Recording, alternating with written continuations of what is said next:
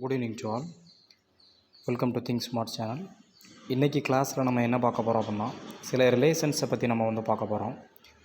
ரிலேஷன்ஸில் பார்த்திங்கன்னா கசின் அப்படின்னு ஒரு வார்த்தை, இது எல்லாருமே கேள்விப்பட்டிருப்பீங்க.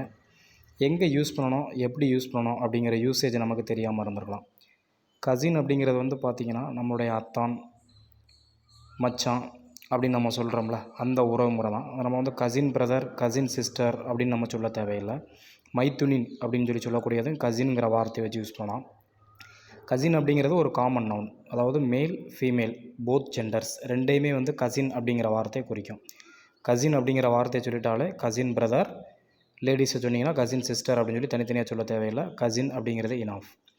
நெக்ஸ்ட் பார்த்திங்கன்னா நெஃப்யூ. அதான நெஃப்யூ அப்படிங்கிறது இப்போ நம்ம அக்கா மகன், அண்ணன் மகன், நம்மளுடைய மருமகன் அப்படின்னு சொல்லி ஒருத்தவங்க சொல்கிறத நம்ம நெஃப்யூன்னு சொல்கிறோம். அதாவது நம்மளுடைய சொந்த உறவு முறை. நம்ம தாய் மாமனாக இருந்து இப்போ இது என்னுடைய அண்ணன் மகன், அக்கா மகள் அப்படின்னு சொல்லி நம்ம அக்கா மகன் சொல்லி சொல்கிறதுக்கு நெஃப்யூ அப்படிங்கிற வார்த்தையை நம்ம யூஸ் பண்ணுறோம். நீஸ் அப்படிங்கிறதும் அதே உறவு முறை தான். தங்கச்சி மக. நீஸ் அப்படிங்கிறது ஃபீமேலை குறிக்கிறது, நெஃப்யூங்கிறது மேலை குறிக்குது. ஸோ நம்மளுடைய மருமகள் தங்கை மகள் அப்படிங்கிறத குறிக்குது. ஸோ இந்த உறவு முறைகள் பாருங்கள், நெஃப்யூ நீஸ் நம்மளுடைய பிளட் ரிலேஷன்ஸை மட்டும் குறிக்கக்கூடியது.